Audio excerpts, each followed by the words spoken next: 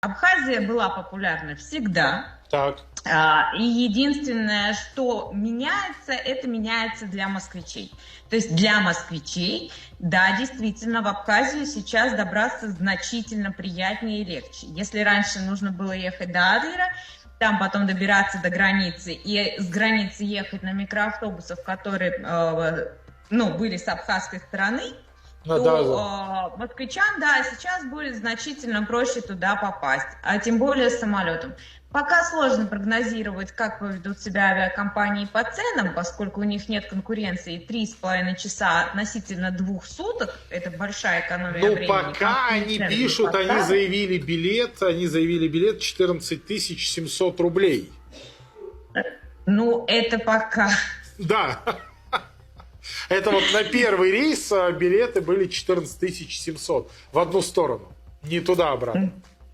Да, это понятно, но это адекватная цена, потому что в сезон, грубо говоря, даже на поезде приблизительно не СВ, а купе будет стоить вам приблизительно так же. Поэтому сказать, что задрали цены авиакомпании сегодня на первом рейсе, нет, это не так. Другой вопрос, что у нас Победа иногда умудряется ставить цены на Турцию в пиковые даты по 100 тысяч билет, поэтому предугадать, что будет в сезон, очень сложно, посмотрим. То есть это будет такой первый сезон проверочный. Ну, я же правильно понимаю, что это все должно сказаться на рынке, и Абхазия подорожает. Ведь в Абхазию многие ехали, потому что она дешевле, чем Сочи. А находится... Я не думаю, что это отразится на внутренних абхазских ценах.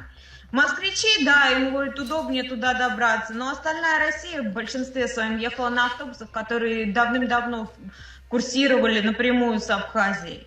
То есть, в принципе, эконом, да, сегмент, турист, который экономит деньги, он не может себе позволить ни поезд, ни самолет. Они как ездили, так и будут ездить на автобусном транспорте.